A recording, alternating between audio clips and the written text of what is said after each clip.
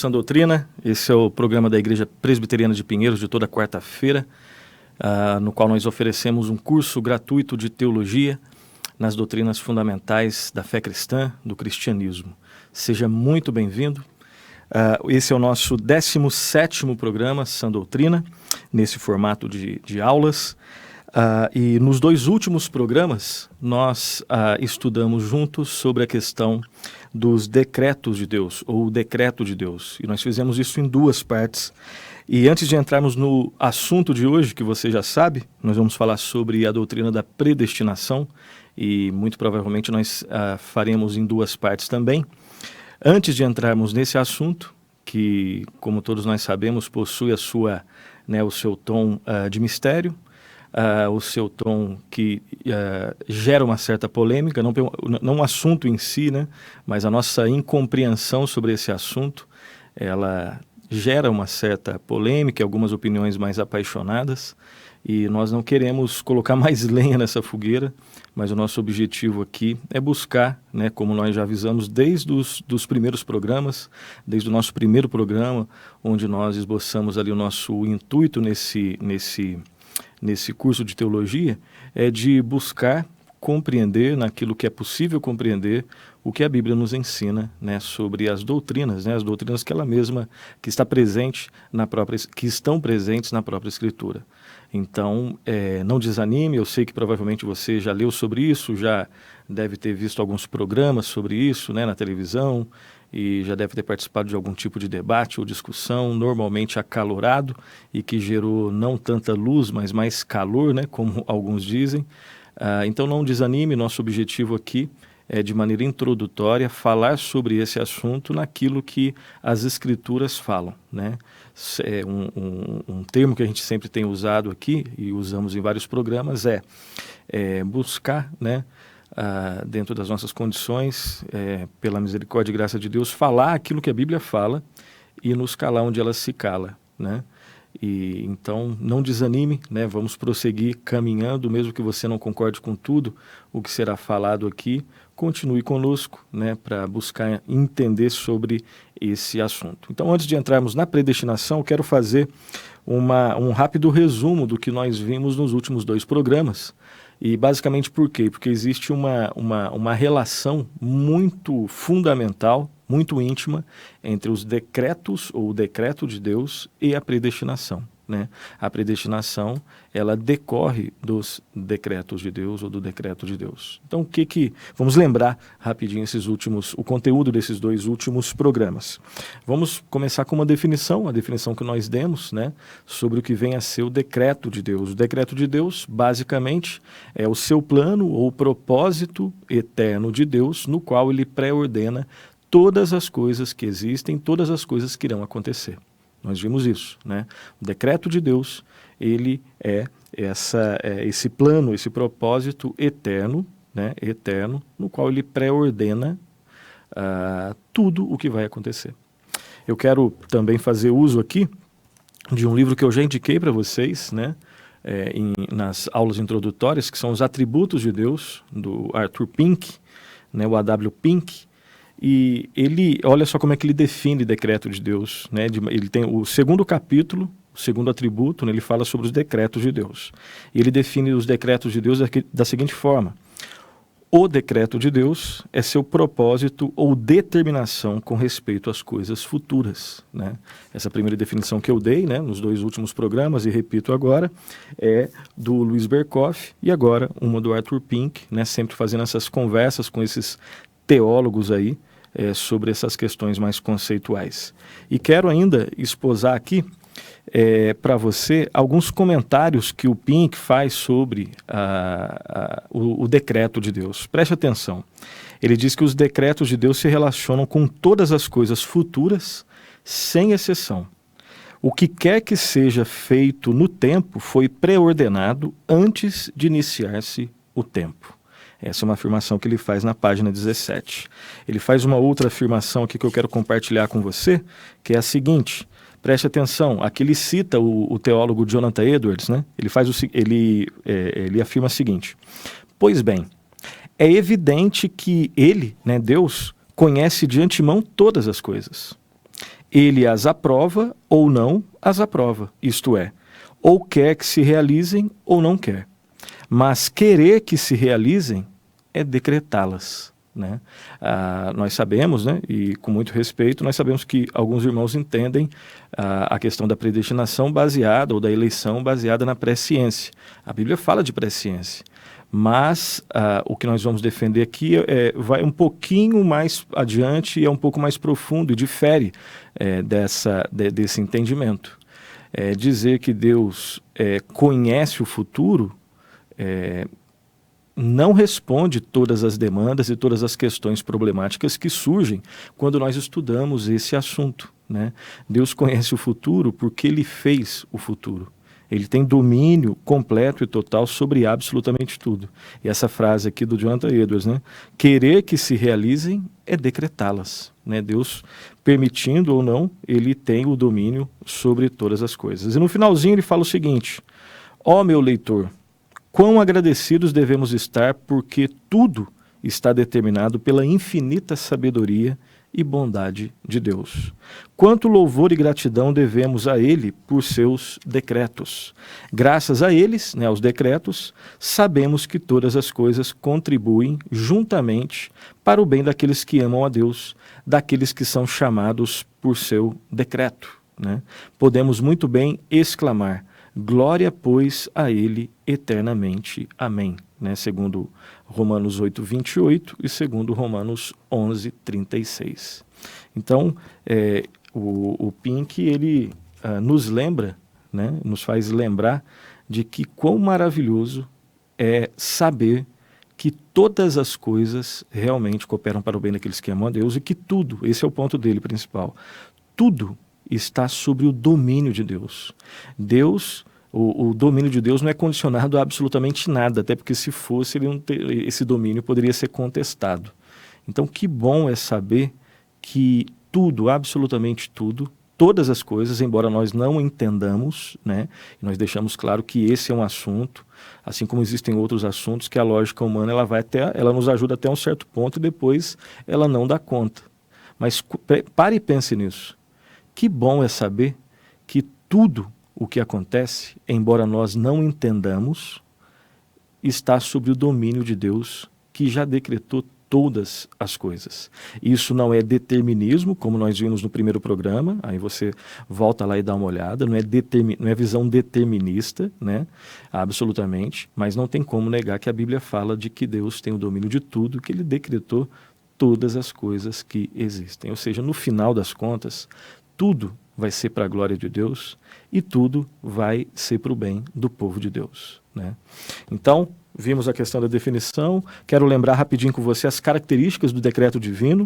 O decreto divino, preste atenção, ele está fundamentado na sabedoria de Deus. Então não precisa ficar apavorado não, porque se a realidade, se a nossa vida tivesse baseada na nossa sabedoria, você pode ter certeza que vai dar errado. Mas preste atenção nisso, a Bíblia fala dos decretos, a Bíblia fala do decreto, né? Do decreto de Deus. E ele está fundamentado em quê? Não é na minha, na sua sabedoria, claro que não. Não é na imperfeição. É o decreto de Deus que está fundamentado na sabedoria divina. Deus é perfeitamente sábio. Nós vimos nas aulas sobre os atributos de Deus, né? A segunda característica do decreto divino, ele é eterno. Ele está fundamentado na eternidade, ele não é perecível ao tempo. Ele é eficaz, ou seja, que aquilo que Deus decidiu é bom. Eu sei que às vezes nós, né, infelizmente, pelo fato de que nós somos não só limitados, mas ainda pecadores, ou seja, a mancha do pecado, ela influencia toda a nossa estrutura, inclusive o nosso senso de justiça. E se você for minimamente honesto com você mesmo, você vai saber que você não é tão justo assim, né? Você nas suas relações familiares, às vezes eclesiásticas, no trabalho, você com você mesmo, você sabe que justiça perfeita está longe de ser um atributo nosso.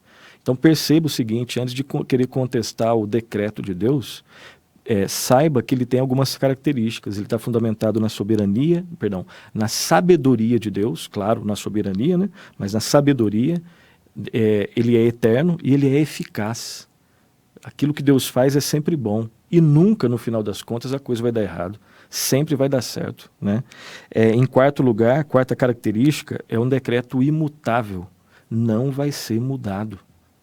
Em quinto lugar, é incondicional, não está condicionado à ação do ser humano, né? Sexto lugar e último, né? Ele é todo abrangente. E quando nós dizemos que ele é todo abrangente, nós queremos afirmar, nós estamos fazendo referência ao fato de que ele toca em vários outros aspectos. Por exemplo, quando a gente fala que ele é todo abrangente, ele inclui as ações boas do ser humano, né? As ações más do ser humano, os acontecimentos que nós não vemos sentido, né? Os acontecimentos contingentes, os meios e os fins, o tempo e o espaço, e por fim, com referência ao pecado, é um decreto que é permissivo, né? Nós vimos essa questão também, dúvidas sobre isso, volte nos nossos programas. E por fim, nós vimos também 3 objeções. No último programa nós vimos as 3 objeções que normalmente são levantadas em termos de contestação ao decreto de Deus. A primeira objeção diz que a doutrina dos decretos divinos ela é inconsistente com a liberdade moral do homem, né? Já que Deus decretou tudo, então o homem não tem liberdade. Nós vimos que isso é absurdo. Isso é possível afirmar quando não se entende o que é liberdade, o que é decreto, né, e a soberania de Deus. A resposta que nós demos foi que a Bíblia ensina não somente que Deus decretou todas as coisas, mas também que Deus decretou os atos livres do homem e também que o homem é livre e responsável pelos seus atos. É isso que a Bíblia afirma. E aí nós estamos afirmando, ou buscando afirmar o que a Bíblia afirma. A Bíblia afirma que Deus decretou todas as coisas? A resposta é sim. A Bíblia afirma que Deus decretou os atos livres do homem? A resposta é sim. A Bíblia afirma, né, se a sua pergunta é, a Bíblia afirma que o homem é livre e responsável pelos seus atos? A resposta é um sim. Faz essas 3 afirmações. Mesmo que você não consiga, que nós não consigamos conjugá-las logicamente, a nossa preocupação não é aqui se é lógico, é se é bíblico. Se a Bíblia afirma, nós afirmamos. E a Bíblia faz essas afirmações. Uma segunda contestação, né, objeção à doutrina dos decretos, diz que a doutrina dos decretos divinos tira do homem todos os motivos para procurar a salvação. Né? Você já deve ter ouvido, já deve ter falado, bom, se Deus decretou todas as coisas, então não vou procurar salvação coisíssima nenhuma. Cuidado, né? Sejamos bíblicos de novo. A resposta que nós demos, ela vai em 2 partes, em 2 momentos. Em primeiro lugar, o decreto, de forma nenhuma, ele pode ser a regra da vida do homem. Entre outras coisas, porque você não conhece o decreto. Eu não conheço, nós não conhecemos. Então, usar o decreto para viver uma vida frouxa, relaxada, não, está errado. Porque o decreto, em nenhum momento, ele deve ser a regra da vida do homem. A regra da nossa vida é a palavra de Deus. São os mandamentos de Deus. É o evangelho de Deus. Ok? Em segundo lugar, o decreto ele diz respeito não somente aos fins, mas aos meios também. Né? Existem meios que nos fazem chegar aos fins. Os fins são decretados como resultado dos meios. E o que isso tem a ver com a nossa vida de modo prático? Aquele que é predestinado, ele tem sinais que autenticam a sua predestinação. Isso, longe de provocar a vida relaxada, isso é um incentivo ao esforço, ao compromisso, à busca e ao vigiar, ao invés de desencorajar. A Bíblia fala de predestinação. Você pode não entender, não concordar, mas que ela fala, ela fala. A questão é quais são os sinais de um predestinado, né? Adiantando aqui, predestinado é aquele que se arrependeu e se arrepende dos seus pecados. É aquele que chora pelos seus pecados, é aquele que creu e continua crendo no Senhor Jesus. É aquele que busca a Deus. Esses são os sinais do predestinado. Então, falar sobre esses assuntos, né, falar sobre os decretos de Deus, sobre predestinação, longe de incentivar uma vida relaxada, incentiva uma vida de compromisso. Nós entendemos dessa forma. E a terceira e última objeção afirma que a doutrina dos decretos divinos faz de Deus o autor do pecado. Né, o autor do pecado. E aí nós respondemos com um claro não. Não, absolutamente não. Por quê? Porque a Bíblia, né, afirma em vários textos que Deus, primeiro, Deus é santo, segundo, que Deus proíbe o pecado, e terceiro, a Escritura ela sempre realça a pureza moral de Deus, de forma que Deus não é o autor do pecado, né? Nosso esforço é de buscar ser fiel ao ensino da Escritura. E a Bíblia faz essas afirmações. E nós também vimos a diferença entre livre-arbítrio, né, e liberdade. E uma definição que nós demos é que livre-arbítrio, né, primeiro, livre-arbítrio nenhum de nós tem, né? Não confunda livre-arbítrio com liberdade. Às vezes você está vendo um programa ou lendo um livro e o autor, quando é perguntado sobre o que é livre-arbítrio, ele diz que livre-arbítrio é a capacidade da gente fazer escolhas. Não, livre-arbítrio não é isso. Livre-arbítrio, primeiro, só Adão teve, e a definição, livre-arbítrio, uma definição possível livre-arbítrio é a capacidade de fazer escolhas contra a sua natureza, né? Isso você não tem, eu não tenho, nenhum ser humano tem. Só Adão teve. Adão foi criado em estado de perfeição, mas ele poderia fazer uma escolha contra a sua natureza perfeita. Tanto é que ele fez. Tanto é que ele fez e pecou. Então, o único que teve livre-arbítrio foi Adão. O que nós temos é liberdade. O que é liberdade?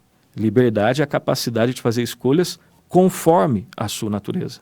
Isso nós temos. Então, o crente faz isso, o crente tem liberdade, o não crente tem liberdade, né? Nós fazemos escolhas conforme a nossa natureza. A grande questão é como é a nossa natureza. Como é a nossa natureza.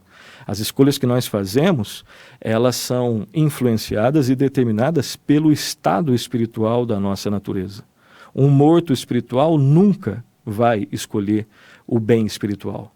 É somente quando uma ação sobrenatural, somente quando existe uma regeneração, que é a implantação, se Deus permitir, nós vamos ver mais à frente, quando nós estivermos estudando soteriologia, nós vamos ver que regeneração é a implantação de uma nova natureza no ser humano. E enquanto isso não acontecer, o homem não consegue escolher a Deus, né? Então nós vimos essa diferença entre livre-arbítrio e liberdade. Livre-arbítrio não é capacidade de fazer escolha. É a capacidade de fazer escolha contra a sua natureza, né? Arbítrio livre. Livre do quê? Né? Você tem que sempre fazer essas perguntas aí. E aí alguma dúvida, volta no programa anterior que nós explicamos um pouquinho mais. Programa de hoje, como eu disse, então, é a doutrina, nós vamos falar sobre, de modo introdutório, sobre a predestinação. Sobre a doutrina da predestinação, parte 1. Né? E nós vamos ter 2 partes sobre esse tema. Roteiro de hoje, então, nós vamos fazer algumas considerações gerais, tá? Depois nós vamos falar sobre os objetos, né, da predestinação e, por fim, nós vamos falar sobre a eleição, né? Normalmente nós achamos que predestinação e eleição é a mesma coisa. Obviamente são assuntos correlatos, né?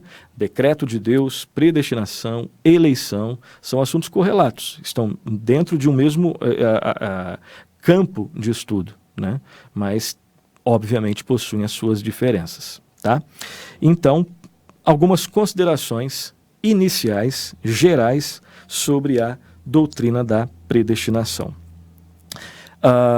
São três considerações. A primeira delas é que, preste atenção, inegavelmente a Bíblia fala de predestinação. Esse é o primeiro ponto, né? Esse é o primeiro ponto. Nós vamos ver, né? Nós vamos ler alguns textos. A Bíblia fala claramente sobre predestinação.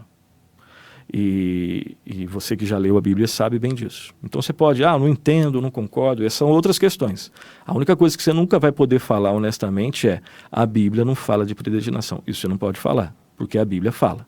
Isso você sabe muito bem, né? Então a primeira questão, nós não estamos falando de um assunto criado por alguém, né? Não foi Tomás de Aquino que criou isso, não foi Agostinho que criou isso, não foi Lutero, não foi Calvino, né, que inventou a doutrina da predestinação, né? Esses foram homens que de alguma forma pensaram e escreveram sobre esse tema, mas esse tema é um tema ensinado nas Escrituras. Essa é a primeira consideração, tá?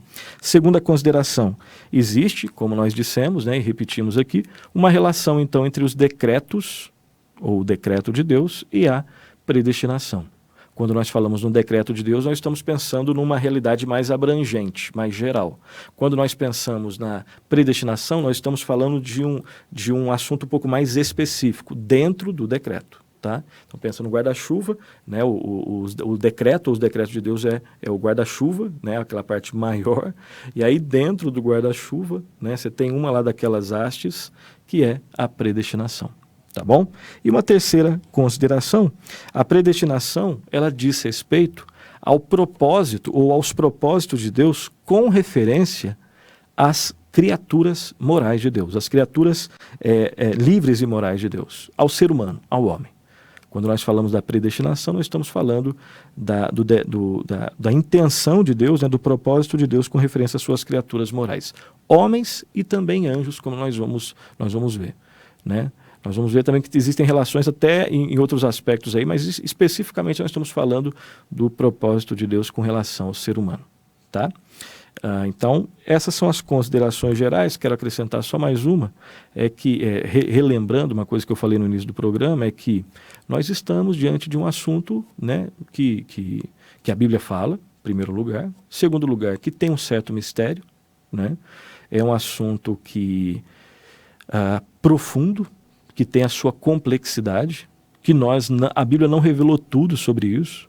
Então, o que eu tenho que lembrar para mim, compartilho para você, é que possamos ir com calma, né? Com calma. Sempre fica uma interrogação, uma pergunta, a gente entende em parte, outra parte a gente não entende, né? Então vamos com calma, né? Tiremos as sandálias, porque o terreno onde nós vamos pisar é um terreno, não que os outros não sejam, né? Não é isso, mas é um terreno assim bem, eu ia dizer sagrado, todos são, né? Mas é um terreno mais que a gente tem que ter um pouco mais de cuidado. Salvo engano, Calvino, quando vai falar sobre isso, ele faz essa relação com o texto bíblico, né? Então, a gente não vai brigar, discutir sobre isso. Vamos buscar entender aos poucos o que a Bíblia ensina sobre isso, ok? Feitas essas considerações gerais, vamos então para os objetos da predestinação. Então, uma consideração e depois nós vamos ler alguns textos sobre quem são, né, os objetos da predestinação. No sentido mais amplo, então, a predestinação, ela refere-se a todas as criaturas racionais de Deus. Quando a gente pensa na predestinação, né, até fazer uma relação com uma consideração que eu fiz, nós estamos pensando em termos gerais na relação que existe com os seres morais e livres de Deus, racionais, que Deus criou, o ser humano. E a predestinação também aplica-se a todos os homens, e agora preste atenção, um dado novo. A predestinação aplica-se a todos os homens como indivíduos e não como grupos meramente. Às vezes existe uma relação com os grupos, sim, mas nós vamos ver vários textos escriturísticos que quando você olha para o livro todo, para o contexto imediato daquele texto que nós vamos ler, né, você vai perceber que a predestinação diz respeito a indivíduos, né? Aplica-se a todos os homens como indivíduos e não meramente como grupos. Tá? Vamos ler alguns textos? Acompanhe aí, onde você está, a leitura de alguns textos bíblicos que falam sobre os objetos da predestinação. Primeiro texto, Atos 4, 26, 28.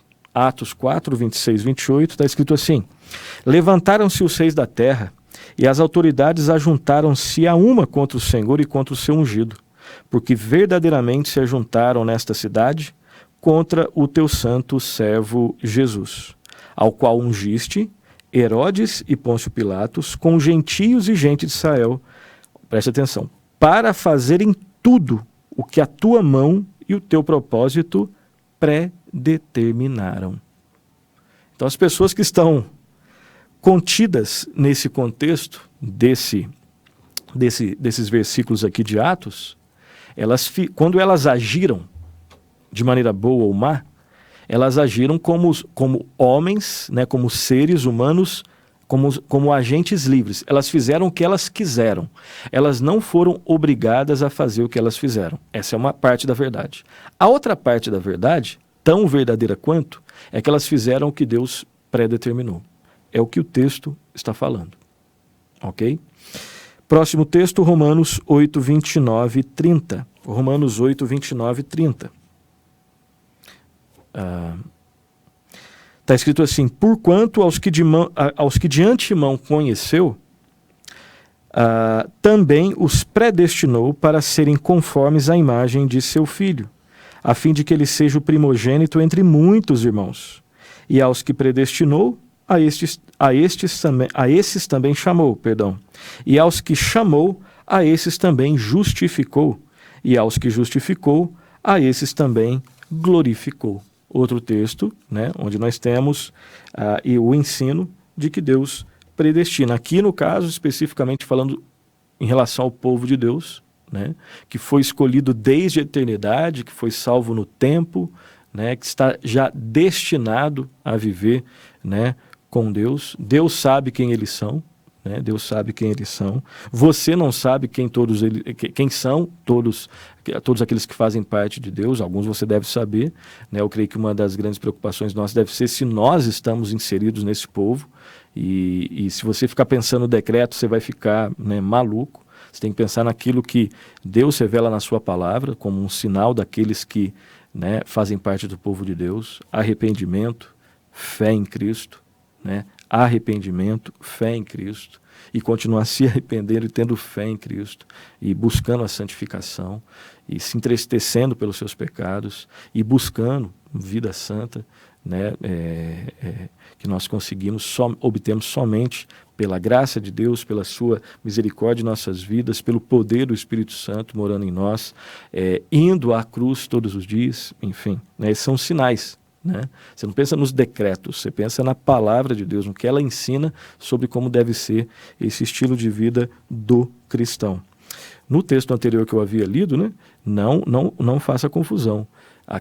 De novo, aquelas pessoas agindo correto ou incorretamente, ali muitas agiram incorretamente, né, quando o texto cita Herodes e Pilatos, eles agiram de modo livre. Ao mesmo tempo, tudo estava dentro da soberania de Deus. Ok? Próximo texto, Romanos 9. Romanos 9, 11 e 13. Lá está escrito assim: e ainda não eram os gêmeos nascidos, nem tinham praticado o bem ou o mal, para que o propósito de Deus quanto à eleição prevalecesse, não por obras, mas por aquele que chama.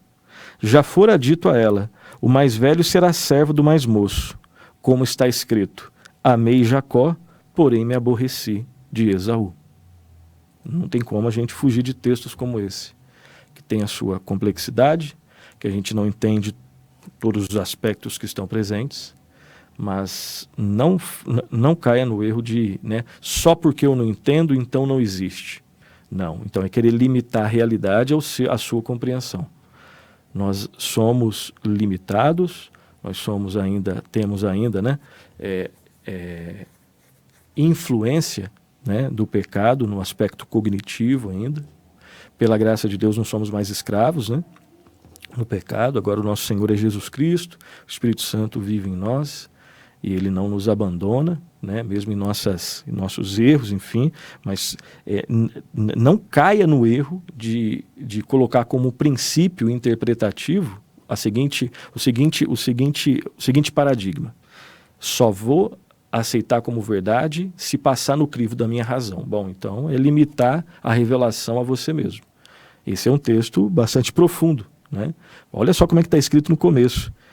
Os gêmeos nem eram nascidos, eles nem tinham praticado o bem ou o mal, nem tinham feito isso. Aí, né, aquilo que está entre parênteses aí, para que o propósito de Deus quanto à eleição, está claro aqui, prevalecesse, não por obras, mas por aquele que chama. E aí no final, amei Jacó, porém me aborreci de Esaú. Uma das grandes crises que acontece quando nós lemos textos desse jeito é que no fundo a gente acha que quem é soberano somos nós. A nossa tendência é de achar que o centro do universo somos nós. A vida gira em torno da gente. Não. Existe um Deus e ele não é você nem eu. Não somos nós. Né? Deus. E isso deve fazer com que a gente trema, né? E o último texto nesse ponto, Efésios 1, 3, 6. Efésios 1, 3, 6. Está escrito assim: bendito Deus e Pai de nosso Senhor Jesus Cristo, que nos tem abençoado com toda sorte de bênção espiritual nas regiões celestiais em Cristo. Preste atenção, assim como nos escolheu nele, em Cristo. Olha só, quando que isso aconteceu? Quem está escrito antes, né? Nele. Quando que isso aconteceu? Antes da fundação do mundo. Qual que é o propósito? Para sermos santos e irrepreensíveis perante Ele. E em amor nos predestinou para Ele, para a adoção de filhos, por meio de Jesus Cristo, segundo o beneplácito de sua vontade, para louvor da glória de sua graça, que ele nos concedeu gratuitamente no amado. Esse é um texto, né, que você pode ficar muito tempo, anote, e, enfim, medite nele. É um texto que deixa muito, é outro texto que deixa muito claro, né, que Deus predestinou o seu povo em Jesus Cristo antes da fundação do mundo, né? De novo, uma coisa que às vezes passa na sua cabeça ou na minha, mas quem que faz parte? Será que ele faz parte? E os índios que não conheceram, né? Os aborígenes da Austrália que nunca ouviram falar? Você pode ficar tranquilo que Deus já pensou em tudo isso, e de uma maneira santa, diferente da minha e da sua, de uma maneira boa, diferente da minha e da sua, de uma maneira justa, diferente da minha e da sua, de uma maneira perfeita, não imperfeita como eu e como você. Você acha que Deus não pensou em tudo isso? Ele sabe exatamente de tudo, e tudo que ele faz é bom, diferente de mim e de você, que às vezes queremos julgar os atos de Deus, né? Então esse é o primeiro ponto, né? Nós estamos falando sobre os objetos da predestinação e vimos nesses 4 textos que ele predestina pessoas, indivíduos e não grupos nesse aspecto. O segundo ponto é que o decreto, né, um segundo aspecto desse segundo ponto é que o decreto inclui também anjos, né, tanto bons quanto maus. E aqui nós vamos mais em 4 textos. Acompanhe aí. Primeiro, Marcos 8:38. Marcos 8:38, que fala sobre a realidade angelical, incluída na realidade da predestinação. Lá está escrito assim: porque qualquer que nesta geração adúltera e pecadora se envergonhar de mim, das minhas palavras, também o Filho do Homem se envergonhará dele, quando vier na glória de seu Pai com os santos anjos. Então, anjos aqui que não caíram, né? Anjos que foram segurados por Deus, destinados por Deus a continuarem fiéis. Próximo texto, que basicamente, né, narrado por Lucas agora, mas é a mesma realidade. Basicamente é o mesmo texto, só que narrado pelo evangelista Lucas. Lucas 9:26. Porque qualquer que de mim e das minhas palavras se envergonhar, dele se envergonhará o Filho do Homem, quando vier na sua glória, e na do Pai e dos santos anjos. Mesma realidade, narrada de forma diferente, uma por Marcos, outra por Lucas, falando sobre os santos anjos que foram guardados por Deus. Próximo texto, 2 de Pedro, capítulo 2, versículo 4. Ora, se Deus não poupou anjos quando pecaram, antes precipitando-os no inferno, os entregou a abismos de trevas, reservando-os para o juízo. Então, nos 2 primeiros textos, anjos que foram salvos. Nesse terceiro texto, anjos que foram condenados. E Judas 5:6. Judas, versículo 5:6. Está escrito assim: quero, pois, lembrar-vos, embora já estejais cientes de tudo, uma vez por todas, que o Senhor, tendo libertado um povo, tirando-o da terra do Egito, destruiu depois os que não creram. E a anjos, os que não guardaram seu estado original, mas abandonaram seu próprio domicílio, ele tem guardado sobre trevas, em algemas eternas, para o juízo do grande dia.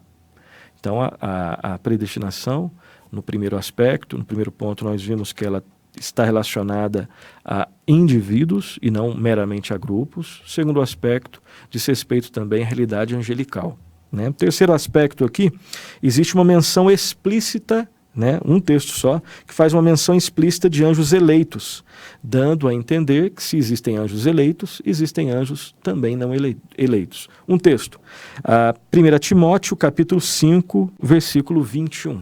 É o texto que vai fazer menção a anjos eleitos, né? Lá está escrito assim: conjuro-te perante Deus e Cristo Jesus e os anjos eleitos, que guardes estes conselhos sem prevenção, nada fazendo com parcialidade.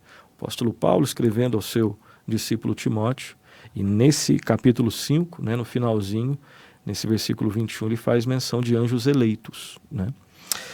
E mais um outro aspecto, creio que é o último aspecto dessa parte aqui, e preste atenção nisso, normalmente nós não pensamos nisso daqui.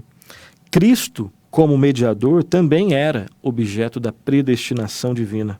E o que isso significa? né, antes de lermos o texto. O que isso significa?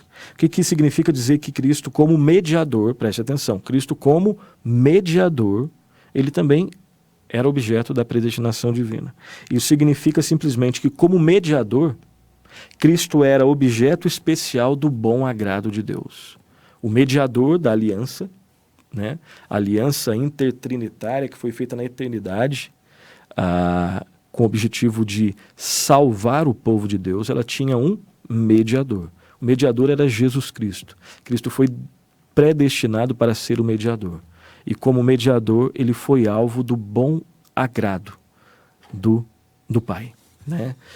Dois textos. 1 de Pedro, capítulo 1, versículos 17 a 21. 1 de Pedro, capítulo 1, 17 a 21, está escrito assim: Ora, se invocais como Pai aquele que sem acepção de pessoas julga segundo as obras de cada um, portai-vos com temor durante o tempo da vossa peregrinação, sabendo que não foi mediante coisas corruptíveis como prata e ouro que fostes resgatados do vosso fútil procedimento que vossos pais vos legaram, mas pelo precioso sangue, como de cordeiro, sem defeito e sem mácula, o sangue de Cristo, atenção, conhecido com efeito antes da fundação do mundo, porém manifestado no fim dos tempos por amor de vós, que por meio dele tendes fé em Deus, o qual o ressuscitou dentre os mortos e lhe deu glória, de sorte que a vossa fé e esperança estejam em Deus. Então, Cristo, o mediador, aquele que foi até a cruz, aquele que cumpriu, né, toda a lei, aquele que foi morto, né, aquele que derramou seu sangue, no qual nós temos perdão de todos os nossos pecados, ele é o mediador conhecido antes da fundação do mundo. E o último texto, 1 de Pedro 2, 4. 1 de Pedro, capítulo 2, versículo 4. Chegando-vos para ele a pedra que vive, rejeitada, sim, pelos homens, mas para com Deus, eleita e preciosa.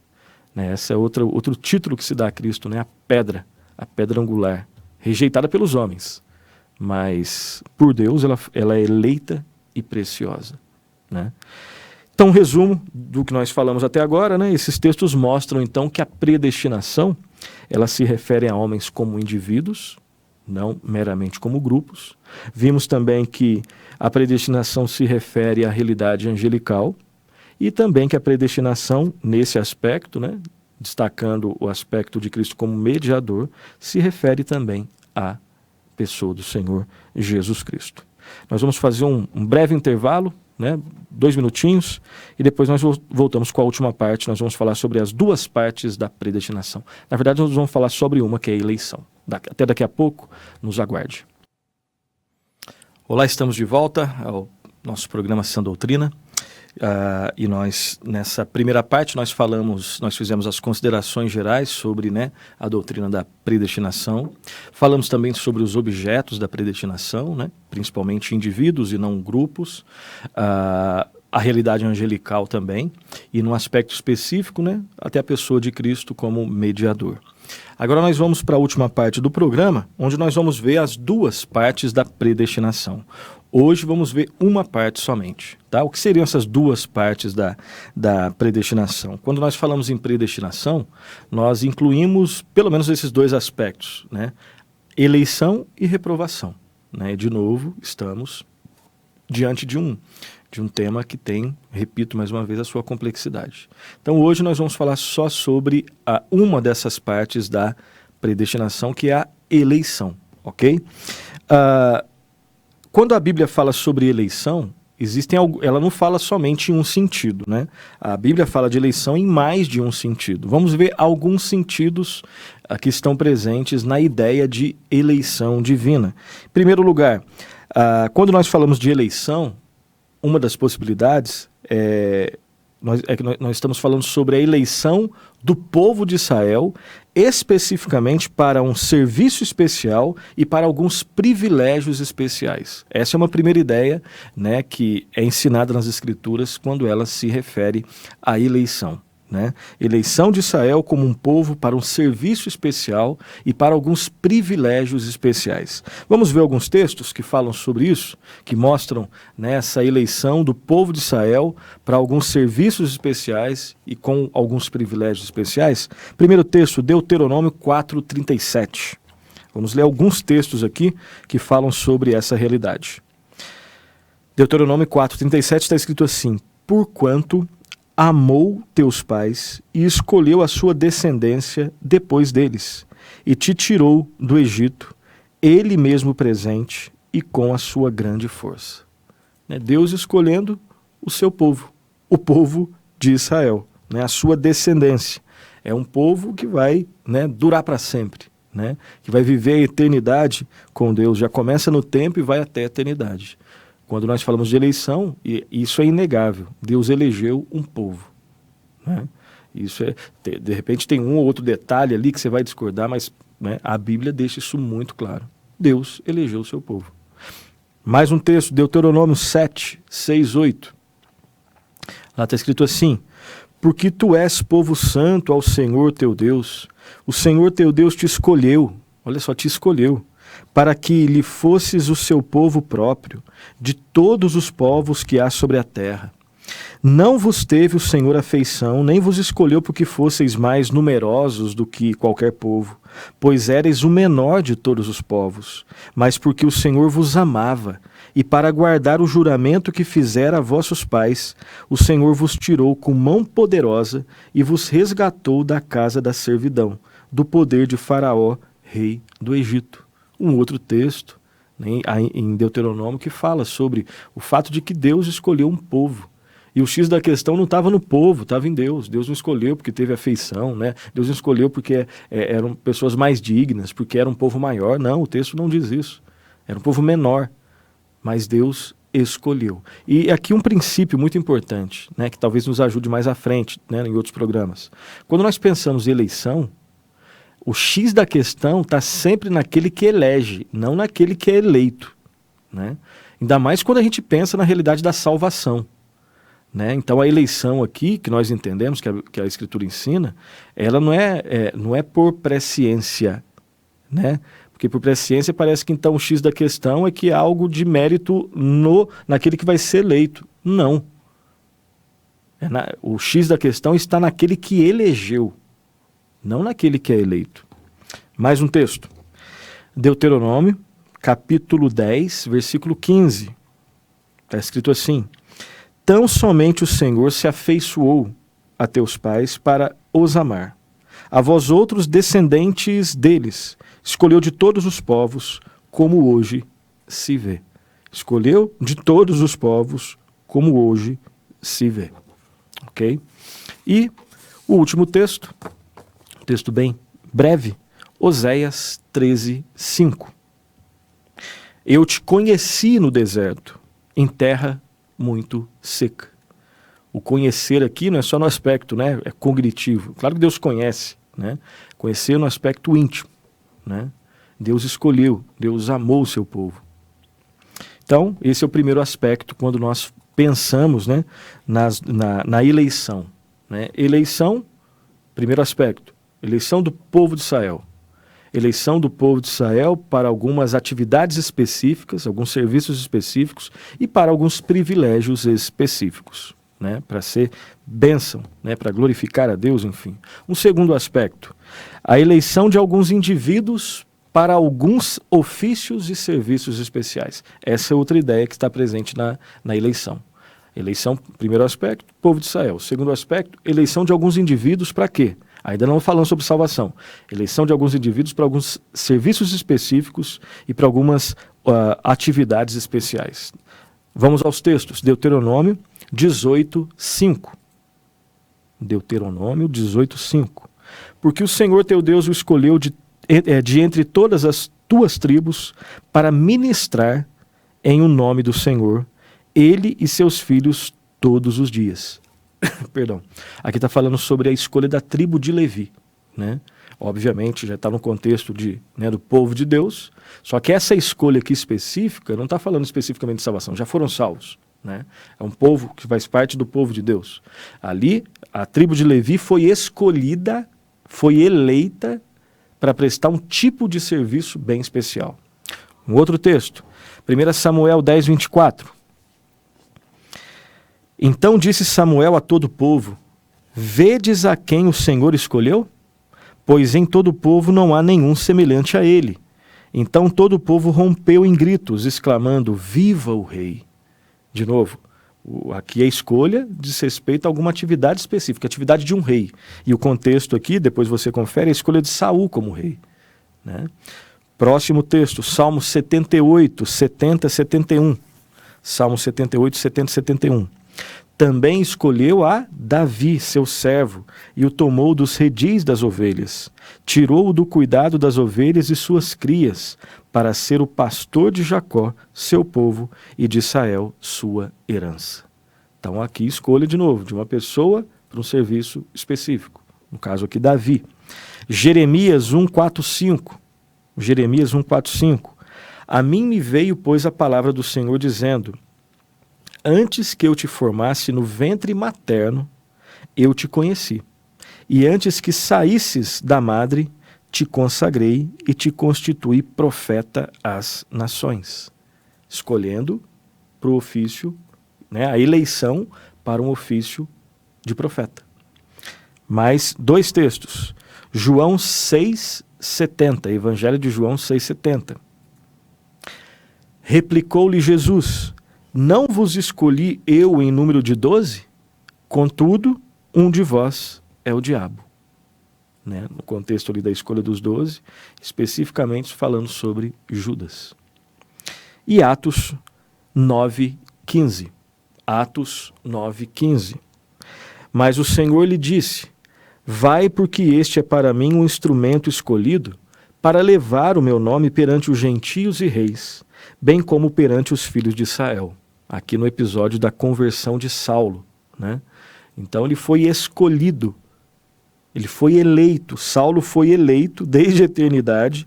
Isso aconteceu no tempo, mas a eleição está fundamentada na eternidade, está fundada na eternidade, e ele foi escolhido, eleito, né, para levar o nome do Senhor Jesus aos gentios e reis. Então, vendo dois aspectos, né, que são os objetos da salvação. Primeiro, povo de Israel, para desempenhar algum serviço específico e para receber alguns privilégios específicos. Segundo aspecto, eleição no sentido de que pessoas específicas são escolhidas para atividades, serviços e ofícios específicos. Agora, em terceiro lugar, que é o que mais nos interessa, que fala no contexto de salvação, é a eleição de alguns indivíduos, né, para serem filhos de Deus. Quando fala alguns aqui, não entenda só no sentido restrito, a eleição de indivíduos, né, uma multidão, como é dita por João lá em Apocalipse, uma multidão que não pode ser contada, inumerável, né? Então, nesse terceiro aspecto, eleição de indivíduos para serem filhos de Deus e para serem herdeiros da glória eterna. E é sobre essa eleição que nós estamos considerando como parte da predestinação. Vamos aos textos, a alguns textos. Romanos 11, 5.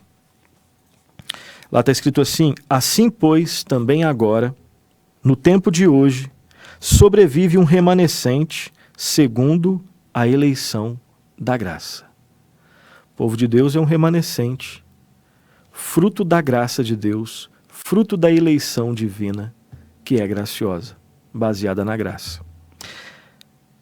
Outro texto, 1 Coríntios, primeira carta de Paulo aos Coríntios, capítulo 1, 26, 28.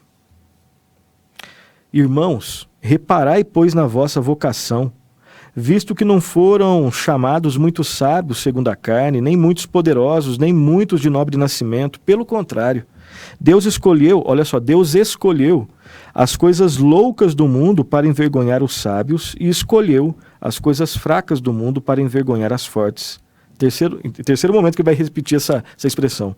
E Deus escolheu as coisas humildes do mundo e as desprezadas e aquelas que não são para reduzir a nada as que são. Então, por 4 vezes, né, existe essa ideia de eleição, no texto todo, né? Deus escolhendo o seu povo. E mais um texto, é o último texto nosso do programa de hoje, Efésios 1, 3, 6. Efésios 1, 3, 6. Bendito Deus e Pai de nosso Senhor Jesus Cristo, que nos tem abençoado com toda a sorte de bênção espiritual nas regiões celestiais em Cristo. Assim como nos escolheu nele antes da fundação do mundo, para sermos santos e irrepreensíveis perante ele, e em amor nos predestinou para ele, para a adoção de filhos, por meio de Jesus Cristo, segundo o beneplácito, bom prazer da sua vontade, para louvor da glória de sua graça, que ele nos concedeu gratuitamente no amado.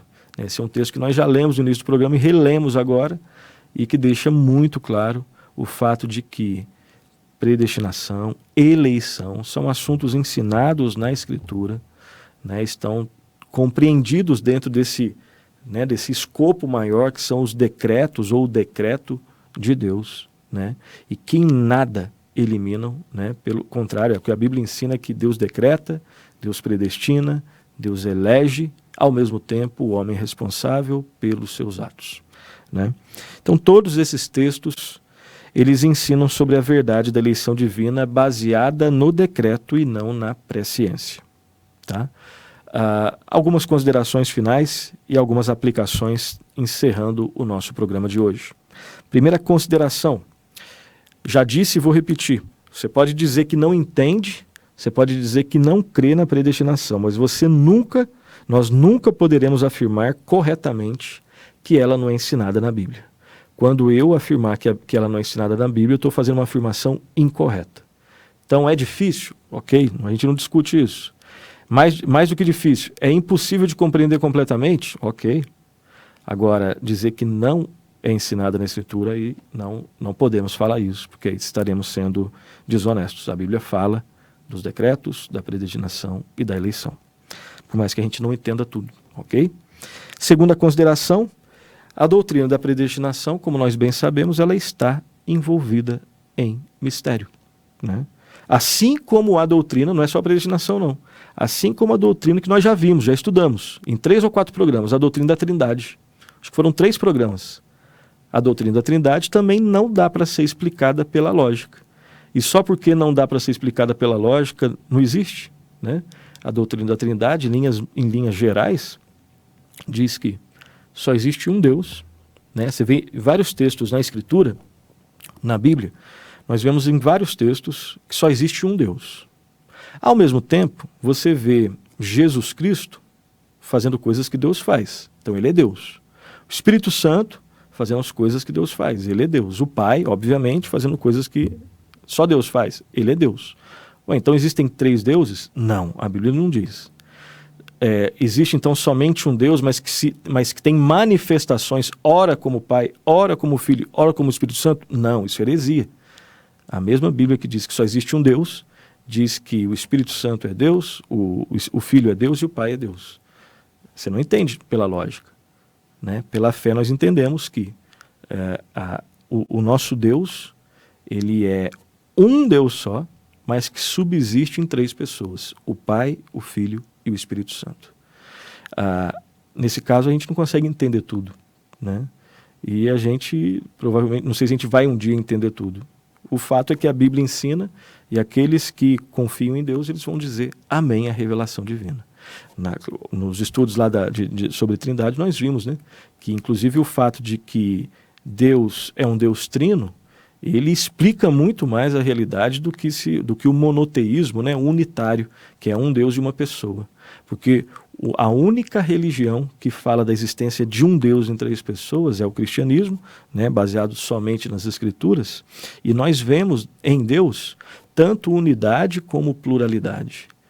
E Deus, quando cria a realidade, nós vemos unidade e pluralidade também, né? Mas existe esse tom de mistério na predestinação, na Trindade, e quando nós vamos estudar, ainda não estudamos, é mais à frente, se Deus permitir, em Cristologia, as 2 naturezas do Redentor, né? Jesus Cristo é 100% homem e ao mesmo tempo é 100% Deus. Não é 50% homem e 50% Deus. É 100% homem e 100% Deus. E nós não entendemos isso pela lógica. Deus, por exemplo, não sente sede.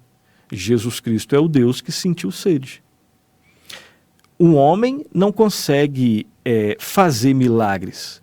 Jesus Cristo é o homem que fez milagres. Né? Então, a gente consegue entender em parte, outra parte a gente não consegue entender. Existe um quê de mistério também quando nós vamos estudar as duas naturezas do Redentor. A natureza divina e a natureza humana.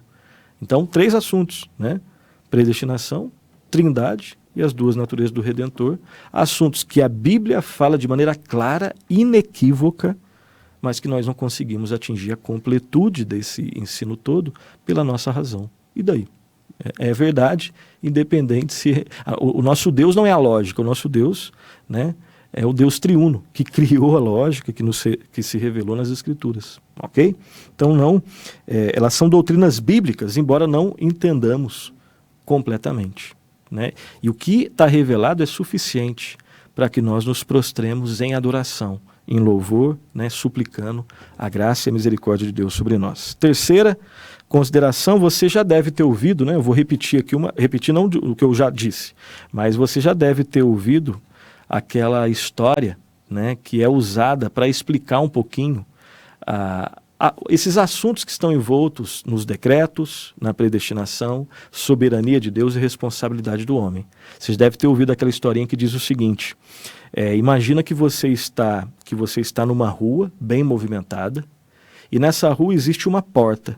E nessa porta, em cima dessa porta, existe uma placa dizendo: vinde a mim, todos vós que estáis cansados e sobrecarregados, e eu vos aliviarei. Então está numa rua, um calçadão bem movimentado, tem uma portinha e tem lá essa placa: vinde a mim. E aí tem pessoas que olham, dão risada, outras olham, estão muito apressadas, passam, outras olham com um certo ar de curiosidade, mas vão embora, né?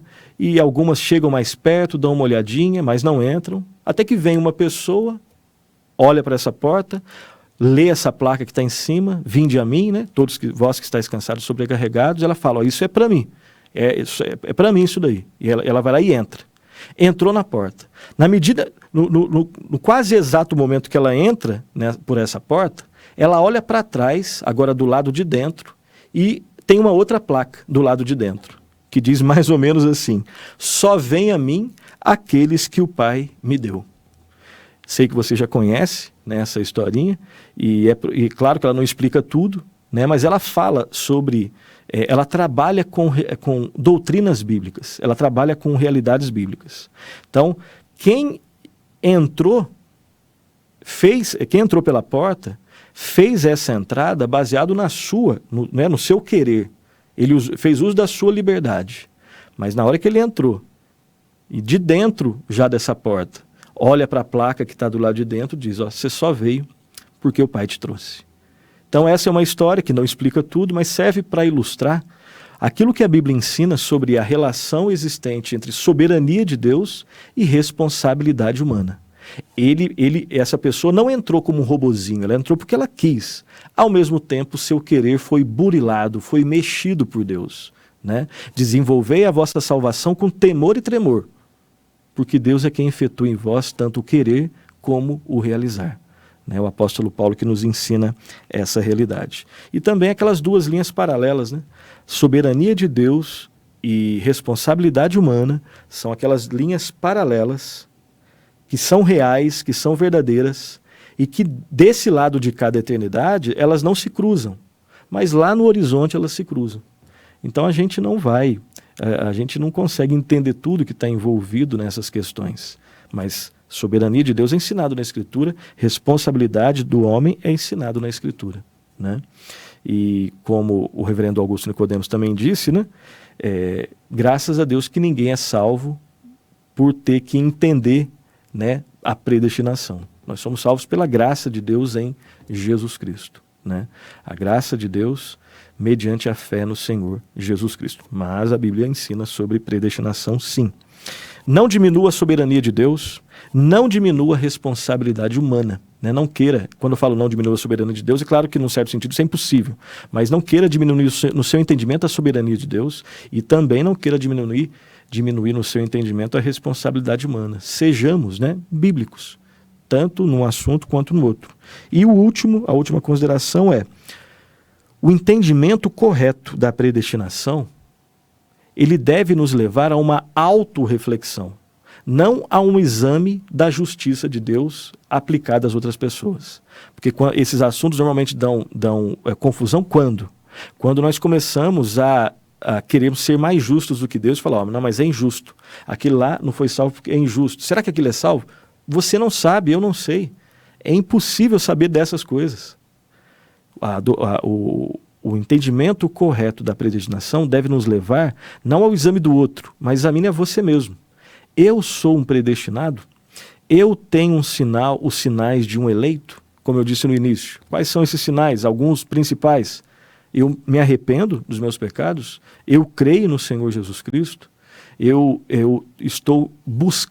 choro pelos meus pecados? Eu estou buscando o Senhor Jesus e quero buscar uma vida piedosa e santa?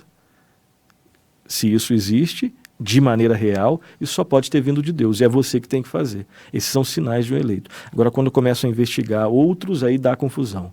Então, faça uma autoanálise a partir das Escrituras sobre a sua condição de um eleito e de um predestinado. Você pode ter certeza que isso vai ser muito mais prático para você, né? E vai gerar menos confusão e mais conforto, né? E mais vida cristã autêntica do que querer ficar achando que você é mais justo, né? E se preocupando com o próximo de maneira meio estranha, né? Agora, se você se preocupa realmente com o destino eterno do próximo, faça uma coisa, evangelize. Né? Se a sua preocupação realmente, né? Será que os índios serão salvos? Primeiro, se preocupe, você é salvo. Você sendo salvo, se a sua preocupação é com aquelas pessoas, faça uma coisa. Ao invés de ficar, né, elucubrando sobre essas questões, evangelize. Ok? Creio que isso também vai ser muito mais prático. Assim nós terminamos o programa de hoje. Quero só fazer as indicações bibliográficas. Aqui nesse livro aqui do Packer, do James Packer, Os Vocábulos de Deus, tem um capítulo específico sobre a eleição, né? E de maneira muito simples, bíblica, ele explica sobre esse conceito e você pode aprofundar um pouquinho mais. Tem um outro livro que tem um caráter teológico e histórico também, se você quer aprofundar nas questões históricas, sobre as discussões sobre esse assunto da predestinação, tem esse livro escrito pelo Alistair McGrath, que é o Pensamento da Reforma, e aqui tem um capítulo específico sobre como a predestinação era entendida ali no século XVI em relação pelos reformadores, tá? A discussão ali da predestinação pelos reformadores, que é um conceito discutido desde a Idade Média, né, até um pouco antes, né, pelos pais da igreja também, mas que ele é um pouco mais, né, elaborado ali na época da Reforma. Então, esse livro pode te ajudar bastante. E por fim, né, a Dogmática Reformada, né, o volume 2, o subtítulo é Deus e a Criação, do Herman Bavinck, esse teólogo aqui holandês. E aqui tem um capítulo específico que ele fala sobre essas questões relacionadas ao decreto de Deus, à eleição, à predestinação, né, a questões mais profundas, né, sobre infralapsarianismo, supralapsarianismo e sobre esses termos difíceis aí. E eu creio que você vai fazer esse livro aqui é fantástico, né? São 4 grandes volumes e você vai, se você quiser se aprofundar, aprender muito nessa obra clássica aqui do Herman Bavinck, ok? Então, é isso por hoje. Na próxima semana, se Deus quiser, nós voltamos com a parte 2 da predestinação. Um grande abraço, continue seus estudos e que Deus o abençoe ricamente.